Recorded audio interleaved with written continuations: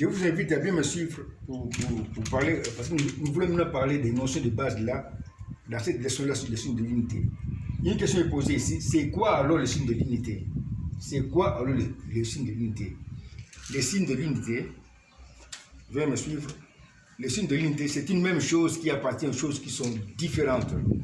Et une même chose à laquelle il regarde celui qui existe par lui-même. Je répète une deuxième fois, le signe de l'unité, c'est une même chose qui appartient aux choses qui sont différentes. Mais une même chose à laquelle il regarde celui qui existe par lui-même.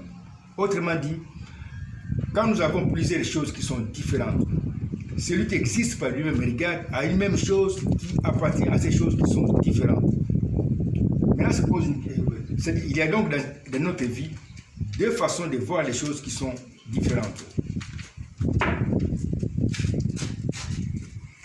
Deux façons de voir les choses qui sont différentes dans notre vie. On peut regarder les choses qui sont différentes avec la vision naturelle et avec la vision spirituelle de celui qui existe par lui-même. Dans la vision naturelle, c'est-à-dire quand nous regardons les choses qui sont différentes avec nos propres yeux qui sont naturels, nous regardons à ce qui montre la différence qu'il y a dans ces choses, qui peut être la taille, l'apparence, la forme, la voix, la température, et ainsi de suite. Nous pourrons leur dire ceci, que ça c'est un cheval, ça c'est un anneau, ça c'est les herbes. Nous avons utilisé seulement la vision naturelle, qui regarde à la forme, et ainsi de suite. On peut aussi dire ceci, voilà, ça c'est un camion, ça c'est une voiture, ça c'est un tracteur. Nous avons utilisé la vision naturelle, qui regarde à l'apparence, à la forme. On peut aussi dire ceci, voilà, ça c'est une chèvre, ça c'est une brebis. Nous avons regardé seulement à la forme. Dans la vision naturelle, nous utilisons les 5 sens naturels, qui sont la vue, l'ouïe, l'odorat, le goût et le toucher.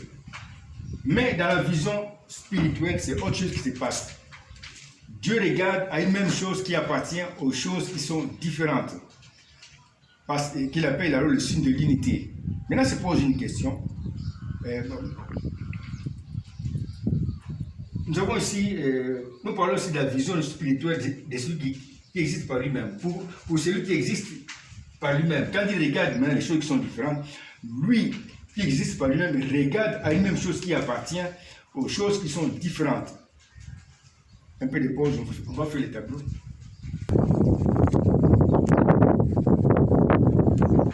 Voici une liste de quelques noms bibliques différents et de quelques cas trouvés dans la Bible, mais qui présentent une même chose. 1. Roboam et Jéroboam, des noms bibliques bien différents. Dans 1 Roi 12:3. Selon notre façon de voir les choses, ces deux noms sont bien différents. Et pour l'auteur de la Bible qui existe par lui-même, il regarde à une même chose qui appartient à ces deux noms bibliques qui sont différents. Roboam, le même Roboam ici, le même Roboam que nous avons souligné.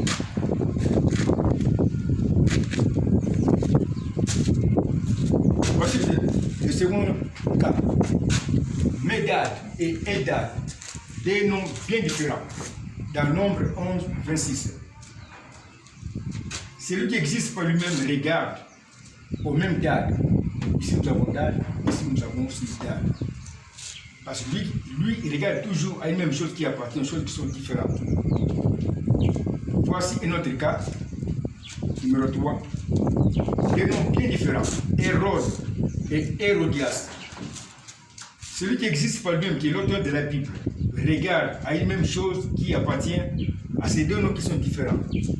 Il regarde Hérode et Hérode ici, dans Marc 6:17. Voici deux choses qui sont différentes. Au numéro 4, H-A-M du nom Elohim et H-A-M du nom Abraham. Celui qui existe par lui-même regarde à une même chose qui appartient à ces deux choses qui sont différentes. Selon notre façon de voir les choses, H-A-M et H-A-M sont deux choses qui sont différentes. Mais pour celui qui existe par lui-même, il regarde à une même chose qui appartient à ces deux choses. Le même commencement H. La même terminaison ou la même fin M.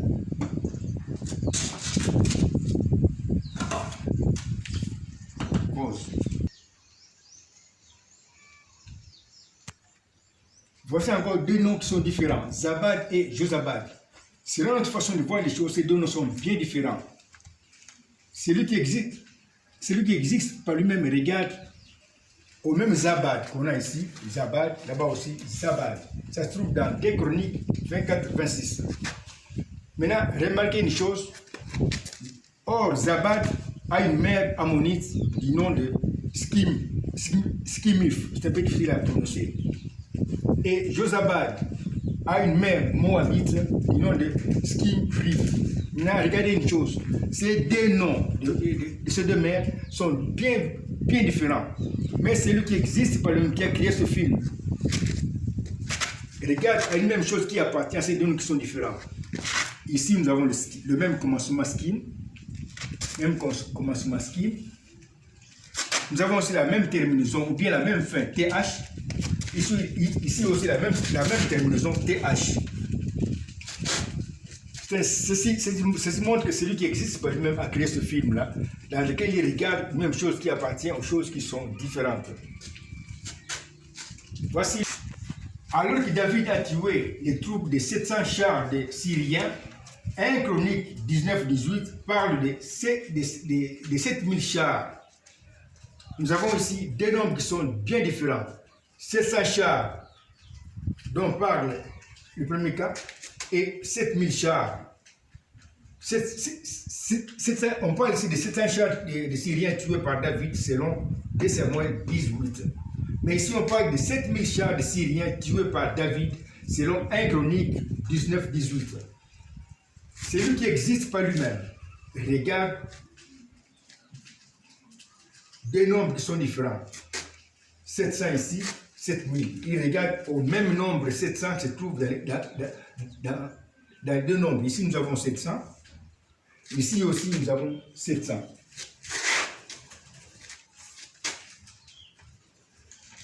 Alors que David a tué aux Syriens 40 000 cavaliers, 1 Chronique 19-18 parle de 40 000 hommes de pied.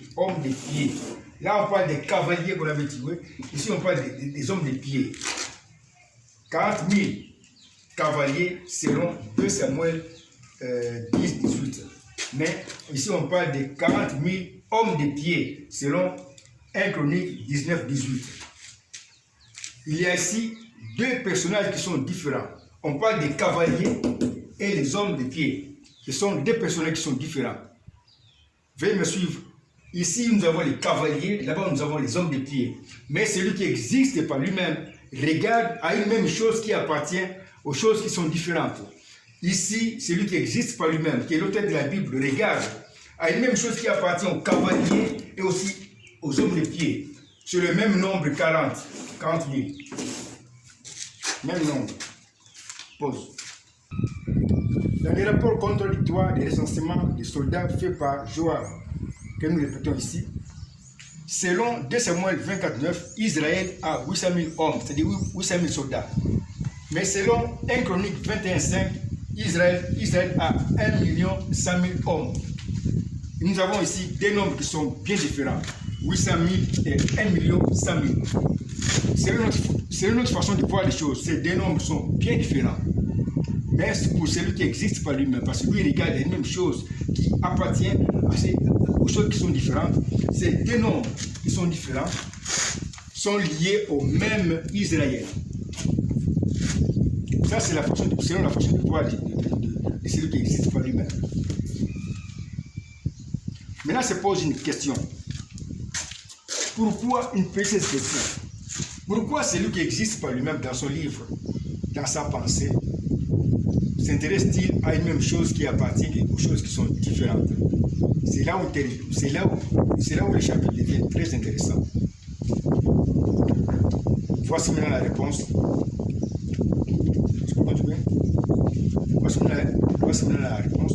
Celui qui existe par lui-même s'intéresse à une même chose qui appartient aux choses qui sont différentes, parce que cette même chose, que lui appelle l'esprit de l'unité, est comme le pasteur qui unit ces choses qui sont différentes dans un mariage spirituel. cette même chose qui appartient aux choses qui sont différentes, je répète, est comme le pasteur qui unit ces choses qui sont différentes, qui devient alors ils sont alors mariés dans un mariage spirituel. Nous pouvons prendre le cas de Roboam et de Jéroboam, comme si après, regardez.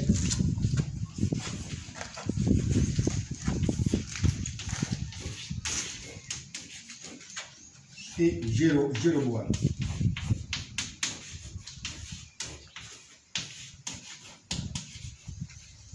Ce sont ici deux noms bibliques qui sont bien différents. Mais celui qui existe par lui-même, regarde dans ces noms différents, une même chose qui appartient à ces deux noms. Roboam, ici, Roboam. Le même Roboam partout. Le même Roboam est comme le pasteur qui marie ces deux noms qui sont différents dans un mariage spirituel. On peut faire ceci. Roboam et Jéroboam sont mariés spirituellement.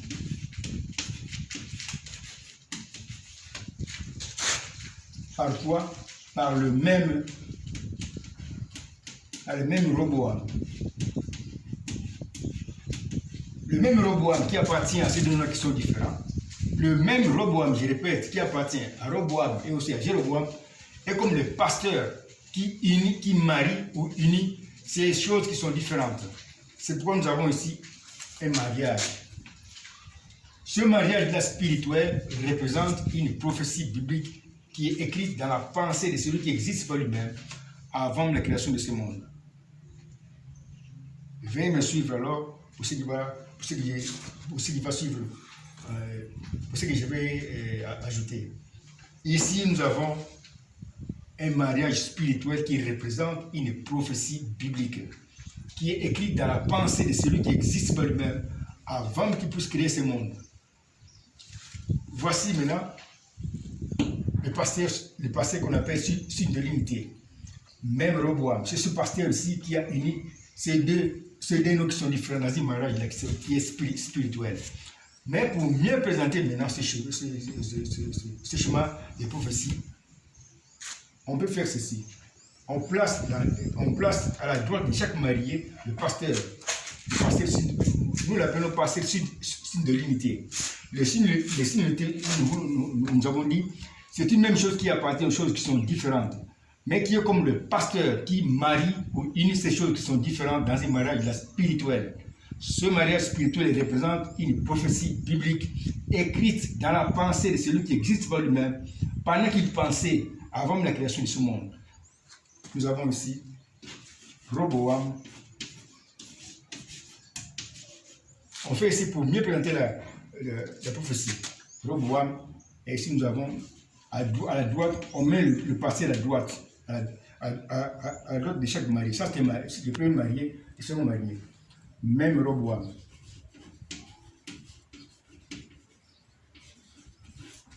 Et c'est le même chemin ici, mais qu'on a présenté autrement.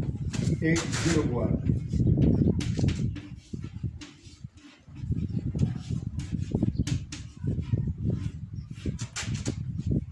Même Roboam.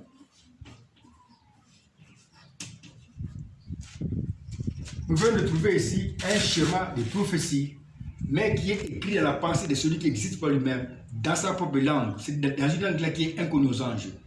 Les anges sont tentés d'apprendre cela ensemble avec vous aujourd'hui. Parce qu'ils ne savaient, ils ne connaissaient pas ces choses-ci. C'est un schéma qui avait été écrit dans la pensée de celui qui existe par lui-même avant de créer un ange, avant de créer ce monde. Les anges ne connaissent pas ceci. Nous avons aussi un chemin de prophétie. Maintenant, ce chemin ici est écrit ici dans une langue qui est inconnue. Il y a donc une langue propre à Dieu, avec laquelle il a écrit ces prophéties bibliques. Les prophètes Branham nous parlent de cette langue-là qui est inconnue dans son livre. On peut voir ça de plus près. Dans son livre, il parle d'une langue qui est inconnue. Je m'excuse, je vais un peu fouiller mes dossiers.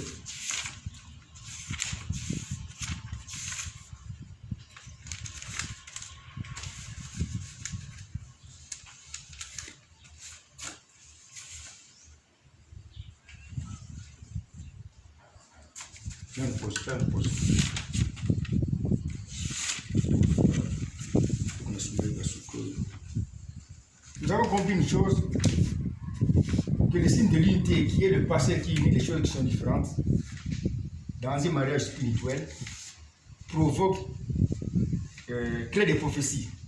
Les signes de l'unité créent des prophéties. Ici, nous avons trouvé un chemin créé par le signe de l'unité, même Roboam. Le même Roboam ici, nous avons dit, est comme le pasteur, signe de l'unité, qui a uni, qui a marié Roboam et Jéroboam, qui sont des noms bien différents. Et nous avons trouvé ce chemin de prophétie qui nous montre l'unité, qui montre le mariage de Roboam et Jéroboam. C'est un mariage spirituel qui représente une prophétie biblique. Nous avons dit que ce chemin de prophétie ici se trouve dans une langue là qui est inconnue aux anges. Les anges sont en train d'apprendre ça aujourd'hui, en même temps que vous autres. Parce que Dieu a promis qu'au temps de la fin, il va ouvrir tous les mystères qui étaient cachés. Et moi, je ne suis pas un prophète. Mais pourquoi ceci m'est arrivé? Nous allons comprendre ceci plus tard quand nous allons parler du nom de Jésus-Christ qui a été caché dans Jésus, celui qui suit. Voici ce que dit le prophète Branham. Les prophètes Branham nous parlent aussi de cette langue inconnue aux anges dans son livre Révélation des Sceaux, à la page 575, au paragraphe 300. Je répète ceci. Les prophètes Branham nous parlent aussi de cette langue inconnue aux anges dans son livre Révélation des Sceaux, à la page 575, au paragraphe 300, version Voix de Dieu. Voici ce qu'il dit. Et il y a trois grandes choses qui vont avec. Il parle de ce qu'il appelle le troisième pôle. Et il y a trois grandes choses qui vont avec. L'une d'elles a été dévoilée aujourd'hui. Et il y a une chose que je ne peux pas interpréter parce que c'est dans une langue inconnue. Je répète ce qu'il dit. Il y a une chose que je ne peux pas interpréter parce que c'est dans une langue inconnue. Mais suivons bien ce mais. J'étais là et je vis cela devant mes yeux. Voilà la raison pour laquelle le ciel tout entier était silencieux. Je répète. Mais j'étais là et je vis cela devant mes yeux. Voilà la raison pour laquelle le ciel tout entier était silencieux. Quand nous lisons cet écrit, c'est moi qui parle maintenant, nous voyons que le précieux prophète Branham n'a pas du tout donné l'interprétation de ce qu'il a vu. Mais quand le même prophète nous dit qu'il a vu cela devant ses yeux, cette petite leçon sur le signe de l'unité va nous montrer plus tard que le prophète Branham a donné l'interprétation spirituelle de ce qu'il a vu, qu'il a évité de publier. Je répète ce que j'ai dit. Quand nous lisons cet écrit, nous voyons que le précieux prophète Branham n'a pas du tout donné l'interprétation de ce qu'il a vu, mais quand le même prophète nous dit qu'il a vu cela devant ses yeux, cette petite leçon que nous suivons sur le signe de l'unité va nous donner plus tard, va nous montrer plus tard ce que le prophète Branham va nous montrer plus tard que le prophète Branham a donné l'interprétation spirituelle de ce qu'il a vu, qu'il a évité de publier. Mais, ici c'est moi qui parle. Mais ce n'est pas notre sujet maintenant parce que ce qu'il a vu est en rapport avec la seconde venue du Messie, dont on va parler plus loin. Et nous verrons alors clairement ce que le prophète Branham a vu à l'ouverture du 7e sceau, qui sera confirmé par Lévitique 25, 8. Et revenons maintenant à notre sujet des prophéties bibliques qui est dans une langue inconnue aux anges. Voici notre prophétie. Nous avons trouvé le chemin des prophéties, mais qui est dans une langue inconnue aux anges. Ce chemin des prophéties s'appelle personnage de l'unité.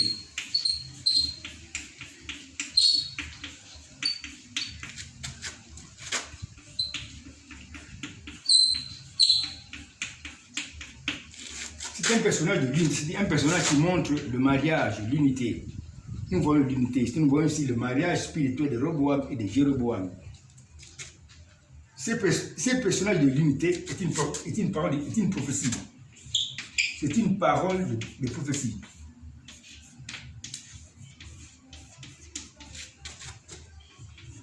De prophétie ou de promesse.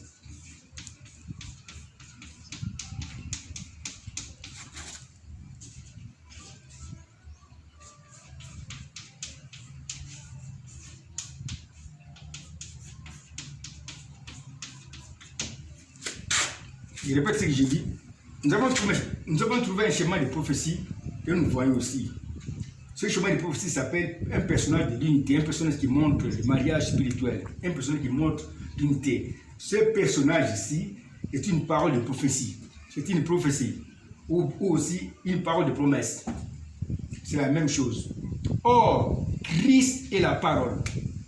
Et puisque Christ est la parole, ce schéma ici représente Christ.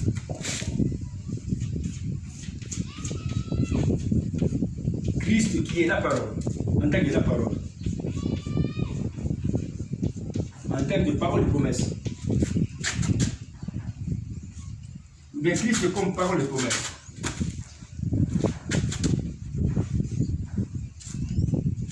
Christ comme parole de promesse. Comme parole promise ou parole de promesse.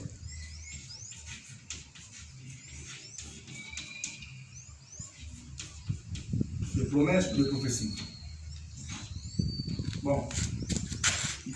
Si c'est promesse là, je répète ce que j'ai dit.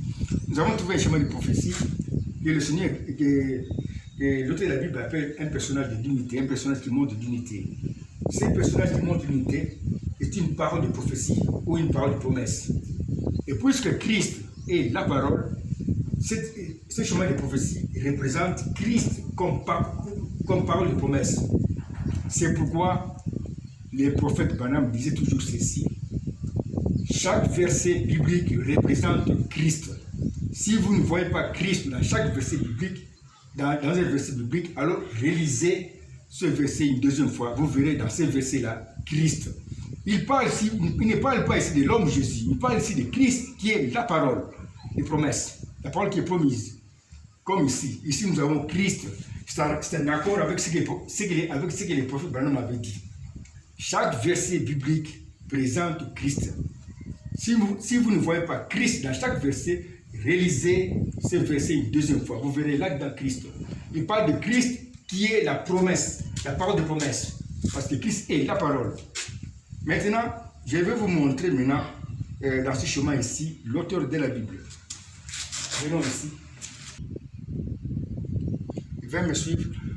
Nous avons trouvé ici le chemin de prophétie qui nous montre l'unité spirituelle de Roboam et de Jéroboam. Ils ont été mariés par le pasteur sur l'unité qui est ici, même Roboam. Alors je vous présente alors l'auteur de la Bible. Il peut dire ceci, voici l'auteur de la Bible.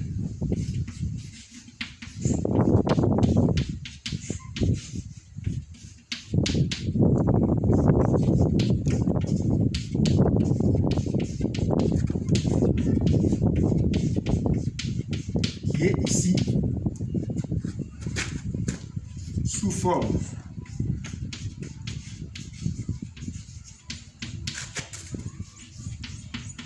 de son signe.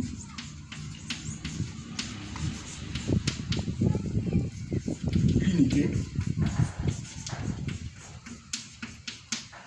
même Roboam.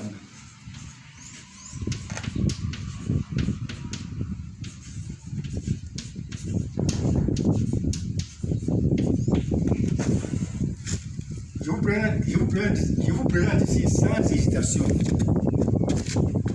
Voici l'auteur de la Bible. Voici l'auteur de la Bible. Qui est ici sous la forme de son signe, le signe de l'unité. Ne prenez pas ceci à la légère. L'auteur de la Bible ici, c'est le signe de l'unité. C'est-à-dire le signe qui provoque un mariage spirituel pour créer une prophétie. Le signe de l'unité, nous avons dit, c'est une même chose qui appartient aux choses qui sont différentes, mais qui est comme le pasteur qui marie ces choses qui sont différentes pour créer alors une prophétie biblique sous forme de mariage spirituel. Alors, l'auteur de la Bible, qui est le signe de l'unité, se présente dans sa Bible sous forme de même Roboam. C'est pourquoi je dis ici sans hésitation, ne prenez pas ceci à la légère, on va comprendre ça plus tard. Voici l'auteur de la Bible, sous la forme de son signe, Roboam. Il est ici représenté par même Roboam, c'est l'auteur de la Bible. Maintenant, je vous parle un peu de ma rencontre avec l'auteur de la Bible. Je compare ceci avec Moïse. Moi, je ne suis pas un prophète. Je vais lire quelque chose. Voici ce que j'ai écrit. La rencontre avec le Dieu de la Bible. Si Moïse, qui est un prophète, a raconté celui qui existe par lui-même, sous la forme d'une colonne de feu au buisson ardent, moi qui ne suis pas un prophète, je les raconterai sous la forme de signe de l'unité, qui a créé des prophéties dans sa pensée avant la création de ce monde. Nous sommes donc arrivés dans la dimension de Dieu qui est en train de penser et qui va créer plus tard seulement le monde. Je ne veux pas me présenter maintenant. Je vais vous présenter d'abord l'auteur de la Bible. Voici l'auteur de la Bible. Je vais d'abord vous présenter l'auteur de la Bible qui est le signe de l'unité et l'esprit de prophétie ou l'esprit qui crée des prophéties. Ensuite, lui-même va me présenter à vous et vous faire connaître qui je suis réellement. Surtout après la révélation de son véritable nom qu'il avait bien caché dans Jésus, celui qui suit.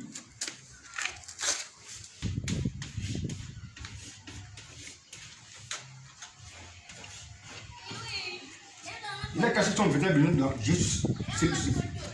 Le Seigneur va me présenter. Je répète ceci. Ensuite, lui-même va me présenter à vous.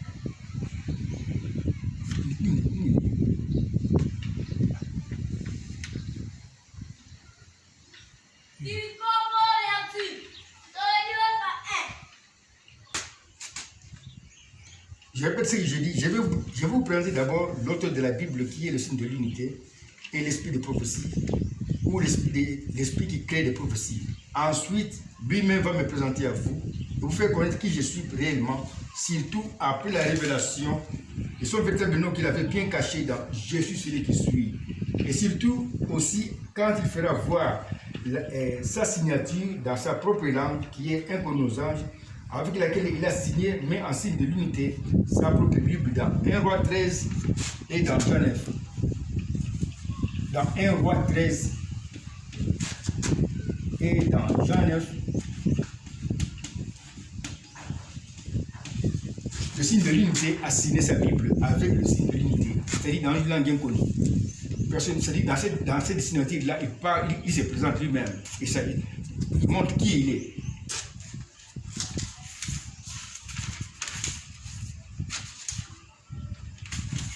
Maintenant, exemple de mariage.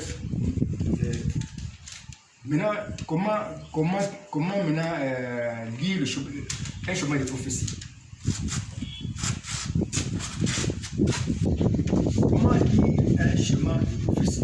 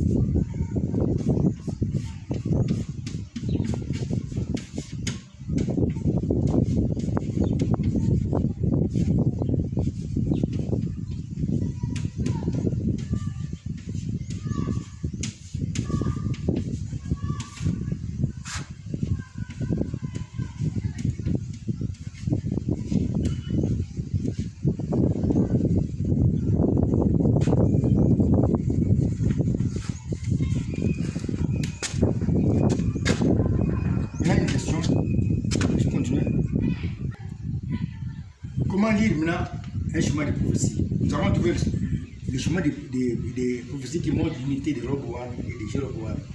Pour lire cette prophétie, nous devons d'abord connaître ce que représente Jéroboam.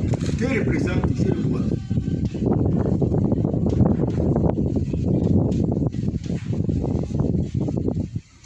Jéroboam.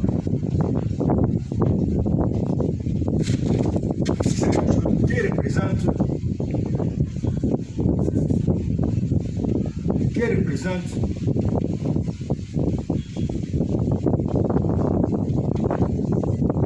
Jéroboam?